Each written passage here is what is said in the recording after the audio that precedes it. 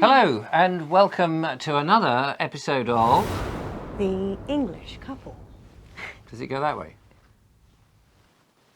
No, I can't remember. No, it goes that way. It goes that way. I think. You can tell us. You know, we don't see it till it gets edited. Anyway, welcome aboard to another episode in which this time we're talking about a different, very intellectual subject, which of course will cause you to drop your jaw with astonishment. I'll put my teeth in. With astonishment. Yes, that we knew so much about it. I feel like I need a pair of intellectual glasses to put on. So, today we're talking about nuclear fission and how to split the atom. No, we're not doing that. Quantum physics. Healthy foods and supplements.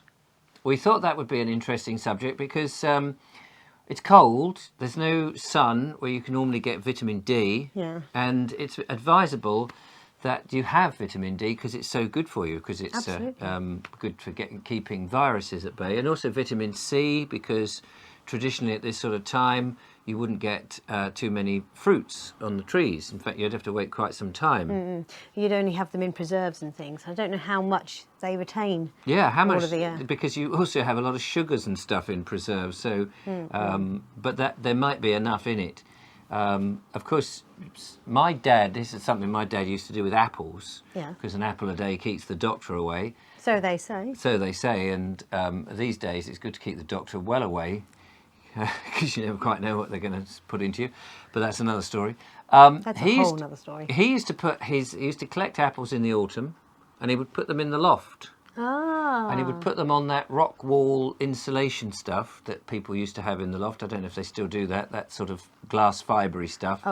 Asbestos. No, not asbestos. You're not supposed to have asbestos. No, I know you're not supposed to, and definitely not to put apples on it. No, that sort of fibre. It's like it's not fiberglass, because that's a brand name.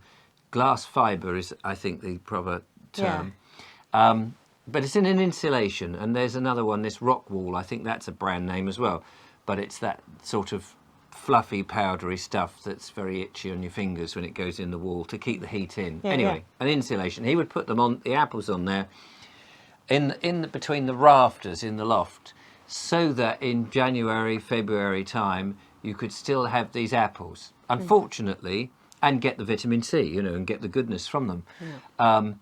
Unfortunately, for my dad, a lot of them went mouldy, a lot of them got maggots and all sorts of things on them, and rats and what have you, mice. I was going to say, it better be a really well sealed. So that was a waste of time. Plus the fact that... Good idea, just not so well executed. These days you can just nip round to the local grocery shop and buy them anyway, because people are still growing them and they're imported. Yes. However, I'm not a great fan of imported food. I very much like that sense of local food grown locally and seasonal. But unless you've got really big greenhouses where you can grow some of these unless you do nice it yourself, exotic of course. Fruits and things. And some people have, of course, they have allotments and they do this all year round. But we don't. And that's one of the problems of having a property in a town where you don't have access to an allotment and able to grow you do, things. but it's dead man's boots, isn't it? Yes, you grow dead man's boots, which is an unusual fruit. You know the term, meaning someone's got to pass on. They didn't pass on. No, anyway, let's not go that quote. Someone's got to die for you to get a plot. Or give it up. Yeah. Which isn't so common. No, probably not. Or hasn't been historically.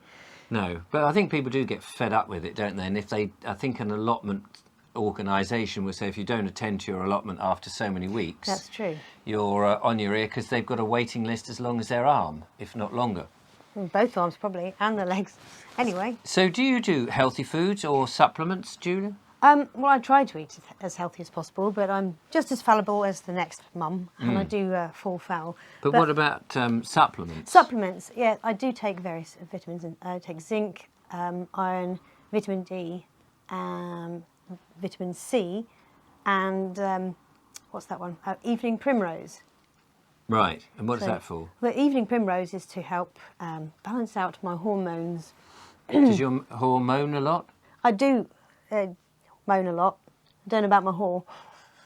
There's So do we know why you threw me. Yeah, sorry about that. Do we know why we do it? We know we're sold this idea that vitamins and minerals and these sort of things on the shelves in pots and stuff, we're supposed to take them because they're supposed to be supplementing our stuff. But do we know why we take them? I mean, yes. do you know why you take the vitamins that you do over, say, vitamin B1, 2, 3, whatever they're called? You know, why those that you take as opposed to others that you could take, other than that, in the end, if you took them all, you'd rattle like a blooming rattling box, collection box. I take the zinc because I found a zinc and vitamin C one that come together, and I've forgotten why I was looking for the zinc, actually. So I can't remember that one. But obviously I've said why the evening primrose. Vitamin C is for the immune system, and well, for the same reason that we try to eat a lot of fruit. What was the other one? I don't know, can't remember. No, I can't but remember. doesn't Vitamin D. Vitamin D. High strength vitamin for, D. for sunshine deficiency. Yes. So yeah, no, but I suppose what I was getting at really is that because there's so much processed food. Yeah, that was because I know I don't eat as healthily as I should. And you never quite know what's in the processed food. There's all sorts of things on the ingredients, and if there's more than, say, 5 ingredients in it, it's probably best not to do it. There's obviously things like emulsifiers, preservatives, flavouring, and then there's enzymes. And I understand that manufacturers don't actually have to list what the enzymes are. They're just enzymes. I don't know what an enzyme is. An enzyme. Pardon? Enzyme. Enzyme, apparently. Not enzymes. Enzyme. Doesn't matter. Either way, they're not listed on the packaging. So you never quite know what these enzymes are. I've learnt something, you see. So, so processed food, and people have that. And because sometimes they also think they're eating healthily, but you never quite know what is in the food to begin with. Because, for example, wheat is a product that you think, well, wheat's natural, isn't it? Flour, they make flour. Well, they used to stone grind wheat with the millstones, which was a coarser way of milling wheat. And you would get more of the wheat germ and the husk. Oh, and the fibres. And the fibres, the actual that's fibres. it. Which is far, far better for you. But now they mainly do it in rollers. And that extracts better for making it look nicer and having it white. But actually, it loses so much of the vitamins and minerals that are actually in it. Yeah, it's a pure powder rather than all the little bits of fibre that that are good for you. Help your gut. So and so a lot of this then is to do with the gut, isn't it? Because your guts are your friends. Exactly. And so when people say, I hate your guts, they shouldn't, because that's what's keeping your friend alive. Oh, you don't hate your guts because not only do they... Yeah, I was going to say, did you think about that? I didn't think that through. No. But I've had this book. Hang on a minute, just before I go into that. Yeah. So do you take supplements? Yes, I do, actually. And again, I take them for reasons that I'm not 100% sure why I'm taking them. And this is, you think, oh yeah, vitamin C, we all need vitamin C. Is that because I don't eat enough fruit? Probably. Vitamin D for sunshine. Zinc, I know, is it's one of those things, it's good to stop viruses. And so I try to have a bit of zinc. And I know during the pandemic, that was one of the advice that people were saying, not the official advice from the government and whatever, but there's just that sort of health advice. And more importantly, I try to not eat processed foods. I try to eat vegetables, meat, but not too much meat. No. And I try to not to just to abuse myself with sugary, fizzy drinks and too many sweets, too many biscuits and all of that. Yes, I do have the occasional one, of course, but I try to really reduce that right down because I just don't think it's good for you. No, well, it's not, is it? No, but people do it. Yeah, it's comfort, I suppose. Yeah. And, well, for me, it's so entrenched. I keep saying that, You know? Um, so tell me about your this book. What is it called? It's Show it to the audience. It's by Niels Yard, the Covent Garden, or Niels Yard Remedies. Ouch, my arm. I've had it for a number of years. And it's called what? It's called Healing Foods. Eat your way to a healthier life. Okay. And it's got all these different, all the different types of foods you can have. and tells you all the different ways it's good for you. So give us an example of the sort of foods it's got in there. So milk, Yeah. no good for vegans, but helps keep blood vessels supple, helps regulate sleep cycles, helps prevent metabolic syndrome. It's funny because you pick out milk completely at random there, but these days everyone's telling you that milk is no good for you, and they're telling you to have oat milk and other, what other milks? All sorts of anything that can Nut milks. Nut milk.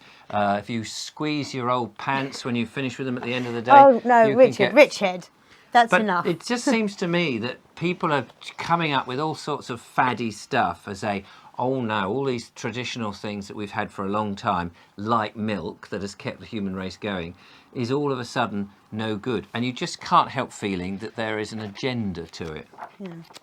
So it's got all this lovely, useful information about all these different, from Give us seeds. Yeah. Oh, celery and celeriac, if I can say. Fennel. What were the other? What were Fennel. telling us the seeds?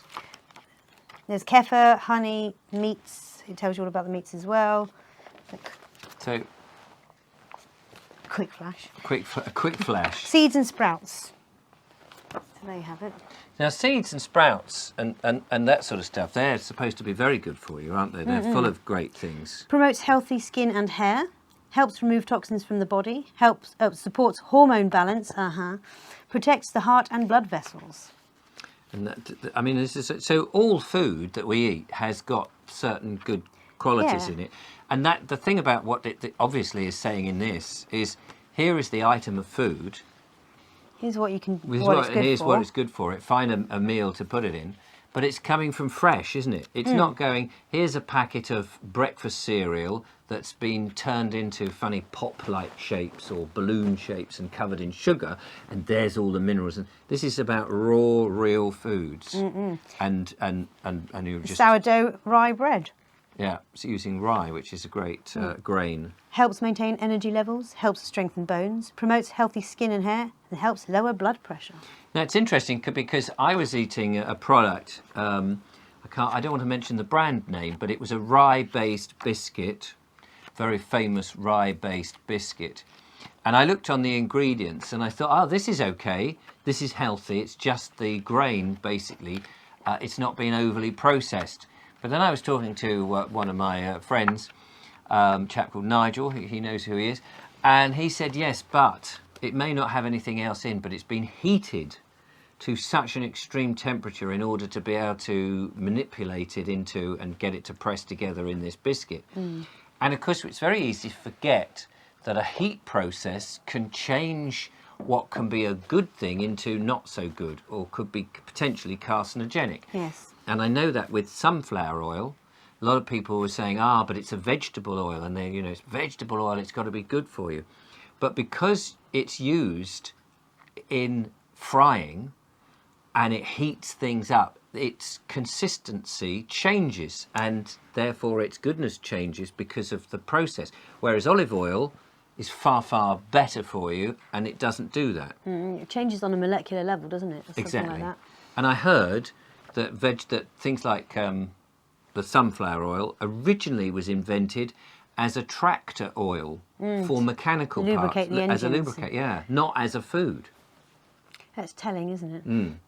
Next we'll be eating, motor oil. When they phase out motor cars, we'll all be sitting underneath the sump of the car, sucking out the black, horrible, nasty. We won't be doing that. We'll be eating bugs. Anyway, carry on. Yeah.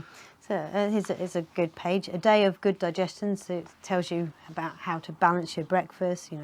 Well, I always put it in a bowl on a stick. No, but for the various things that you have in it, like toasted flakes, plain yogurts, berries, sunflower seeds, or whatever seeds. Kind of like a muesli of stuff, but Yeah, fresh. Yes. A sustaining lunch and an easily digested dinner. Just a quick.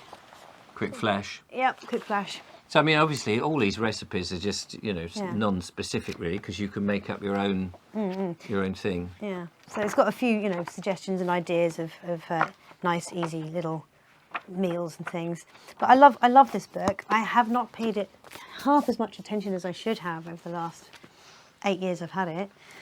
And it's still taking me ages to get to grips with all the information in it, It's a constant, studying the book and then trying to work out what I'm going to take a lifetime, well, doesn't it, to meal I'm gonna make understand out of- to understand food. Now, I was recommended a book here which is called How Not to Die, which is a great title. Does sort of make you go, oh blimey, okay, can we live forever? And it's a great big Who won? tome of a book, but it's a bit of a reference book. So the first half is telling you about the situation we're in the modern world, in which we're under stress, we're constantly grabbing instant food, we're working all hours, we don't rest enough, we're looking at screens and all of those things, and the problems that brings on, like heart disease, digestive cancers, brain disorders and diseases, and all breast cancer, kidney disease, and all of that kind of stuff, which is quite frightening.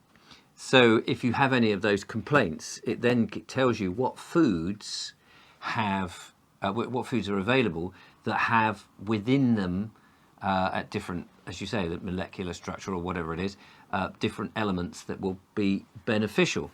So raw, cooked, Yeah, all these absolutely. different steaks. And then the second half of the book is tells you, it sort of isolates different food groups.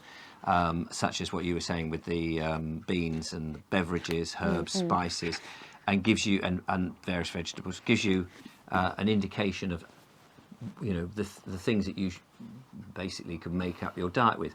And so I imagine there's a plethora of books like that. Yeah, yeah. I mean, all of the information here is pretty fairly ancient knowledge. You know, obviously, we didn't have access in all areas of the world to things like mangoes and oranges and things, but we had other things that, well, apples. But yeah, so a lot of the information just has gone, where we've lost the connection to the earth and the growing of the food, and Well, I think that's knowing what has been gone, you know, has literally gone into the food. yes. I mean, when No you think of pesticides and things a lot of food stuff will be supplemented with the herbs and things, because herbs have got a hell of a lot of stuff in it. So you may have a very, you know, if you go back 200 or 300 years, you may have had very simplistic diets because you only had what was available locally, and the occasional thing that came in if you saved up. And of course, people weren't eating that much meat, but you were able to grow an abundance of herbs, which would help give you extra minerals and things in your diet. So even though the diet may have been fairly bland, you could at least get the essentials. Because if we hadn't, we wouldn't be here now. No, I mean, herb gardens was just something that was everywhere, if it's to be believed. Yeah, And, little cottages. I mean, people would grow these things, and you get these packs that you can grow on your windowsill and things. They grow relatively easily, and of course you can put them under glass and all of that and help it along. But as you said, there would have been those wise women in the village, those people who knew a little bit more about plants. But everybody was connected to the soil going back in history in one way or another, and would know about food because A, it was scarce, B, it was vital to them, and C, we didn't have your quick fix processed foods. No, we in didn't anything have like. doctors per se. I like this quote here, or I don't know if it's a quote, but they say, "Let food be your medicine, and medicine be your food." That was always the way, wasn't it? And you'd go to the wise man or woman of the village to get some more intense help with something, wouldn't you? Generally, eating well was a good thing. Always what we did. Yes, that It's was. that look. It's that look. You're Well, like, look. Well, yes, oh, I'm withering under the intensity of your stare. Oh, don't wither. Don't wither. Be confident, woman. Be Confidence. confident. Yeah, so well, we try to eat healthy, and one of the things at this time of year, a great thing is, of course, soups and broths. Broths, Broths. and not brothels. Oh, yeah, I That's was gonna not- say, probably not good very to do careful. that one. And yeah, soups and broth. Take soup down to the brothel and fine. Oh, dear. We're falling apart We on are. this episode. Apologise for that. I hope you're enjoying it. But no, those sort of things are very easy because you shove them in a pot. You don't have to worry about it too much, and you're cooking in the juice that becomes the soup. So, and also things like carrots and parsnips and some potatoes. It's good to keep the skins on because the skins come. But it's good to wash the skins because obviously these days You stuff don't know, in you've got the pesticides and the insecticides and all of those things Yeah. on them. But we've become so lazy with eating, and that's what I find really sad, that people feel they have no time. And yeah, I spend time now because I'm on my own a lot, or I'm cooking just for you and me, but not with kids. It's very difficult because the kids have got to get to school, they've got to do this, they've got homework to do, they maybe out at the club in the afternoon after school, and you're trying to sort of fit things in, and you may have another partner that you've got to sort of deal with, and sometimes it just becomes very easy to forget about food. Another partner. How many partners have you got? Well, what I mean is you may be a ex-partner. single, you may be you may be married. Yeah. I'm just saying, you may have not only the kids to deal with and yourself, but your partner, your husband. Another person, So I'm interested really how people then, do they just take supplements? Like we've kind of owned up and said, well, we take them, but we don't always know exactly what you're taking. And then there's the other things on the shelf and you go, should I be taking that? Should I have that because I've got a dodgy leg, or I've got a... do you take things, for example, when you're feeling a bit run down? Yes, I mean, certainly there are things that I go to, like echinacea. I'll go and grab a box of echinacea if I start. So what is feel... echinacea? It's a herb. It's a flower, in fact. I think it's the flower head. It's a very pretty one. Actually, I like them. But you take them, 1 to 2 a day. When you get the first signs of a cold or flu, and it helps to just boost your immune system to keep it at bay. And if you've got allergies, like sometimes pollen allergies and things like that, or pet hair allergies, or pet hair and like stuff. And I've had a little thing where my eye, the veins in my eye, are they veins? Blood vessels. Capillaries. My capillaries, not my caterpillars, but my capillaries. They sort of got a bit, and I was wondering if it was to do with the cat. But because I said hair, I meant dander. But you took dander. Dander is the basically the dead skin, flakes of dried saliva on the hair. Nice. And dead skin cells and things like that. That's dander. That's dander, like dandruff. Yeah. Is that where dandruff comes from? I guess so. Oh. Anyway, yeah. So I always thought I'd take some antihistamine tablets or those allergy things. So I don't really know what a histamine is and why we're anti them, but they seem to be bad things. So you take an antihistamine. Is that right? Yeah. Is that how that works? Yeah. So there's all those sort of things as well. So it's a complicated area, and I think most people don't really know quite what they do. They just have a set of pills or go-to medicines and things that they always swear by. Yeah. You used to take these in a pot, because I remember when I first met you, you had this upright pot with these big orange pills you used to take, and your ex used to take them. Oh, yeah, they're dissolvable vitamin C tablets, basically. Oh, is that what they were? Yeah. Oh, I thought they were like an all-in-one health thing. Yeah, it's predominantly vitamin C, but Barocca, if I can mention the brand name, was what he used to prefer.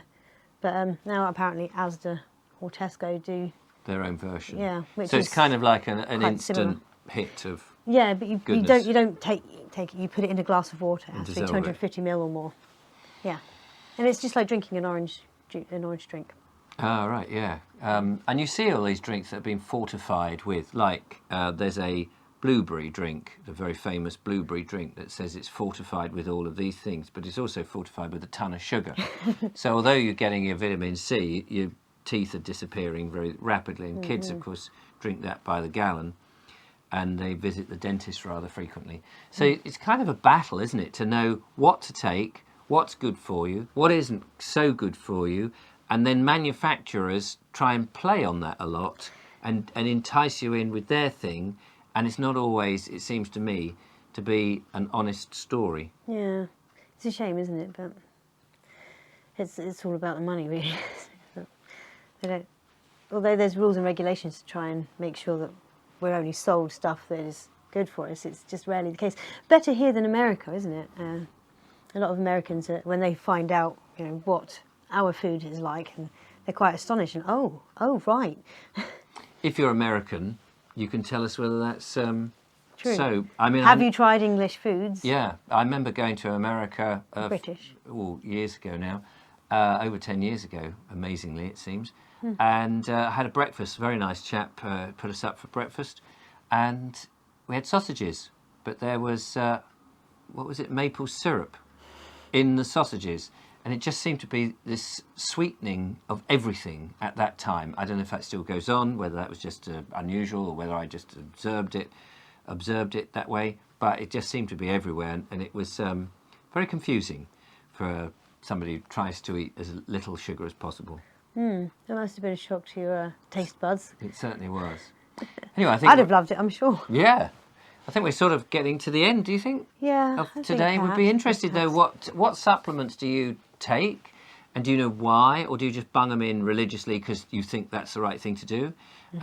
And what sort of foods, and are you a sucker for a quick takeaway where you've no idea really what's happened to the food and what's in it? This is one of the things I try not to do too much now, is have takeaways. And do you cook wholesomely with real vegetables and meats? Do you have a herb garden of any kind? You know, could be just one pot of basil that you've been keeping alive for a few months, or a whole flower bed in your garden full of herbs. And what herbs do you have? Or do you have a large cupboard full of all these different herbs and spices like I do? I'd love to have a herb garden and just pick it fresh all the time. Much better. Anyway, there you go. Thank you very much for joining us. Don't forget to follow, like and subscribe if you enjoy our nutty conversations. And we'll be back hopefully soon with another load of old nonsense. Until then. Goodbye for now.